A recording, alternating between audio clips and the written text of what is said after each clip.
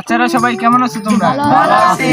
বাচ্চারা তোমরা আমার কাছে কি এর জন্য আসছো? আচ্ছা সাহেব, আমার 7টা পোলা বানুলিকে ভর্তি করার জন্য আইছি, কারণ সব দিকে চুরি করতে পাঠাই। তোর বাচ্চারা একটাও সাকসেসফুল হইতে পারে না, শুধু ধরা খায়। 7টার একটা উলিকে সাকসেসফুল হতে পারে না।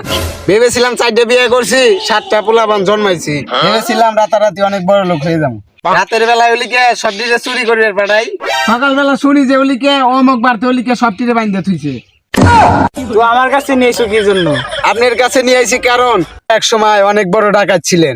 এই মেয়ে এগুলো কি কর? ডাকাতি করবে তো কত টাকা মার খেয়েছি আমি। ডাকাতি করবে গেলে একটু একটু মার খাওয়া লাগে।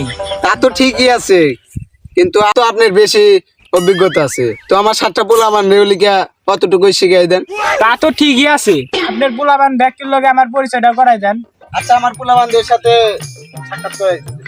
এটা রহিম চোর, এটা আজগর চোর, এটা লিখে বাদশা চোর, বক্স চোর, শফিকুল চোর, আমিরুল চোর, মুরসালিন চোর।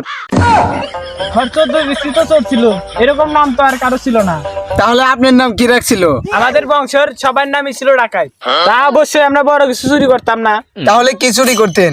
তা অবশ্যই চুরি করতাম মসজিদের জুতা। সামান্য মসজিদের জুতা চুরি করে ডাকাত নাম বইটা আছে। আমরা কি চুরি করি জানেন? তা আপনারা কি চুরি করেন? তেমন বড় কিছু চুরি করে না, কিন্তু সোনা, ডায়মন্ড, হীরা, নেকলেস এগুলাই চুরি করতাম। আদি আপনারা আমার চেয়ে বড় বড় জিনিস চুরি করেন।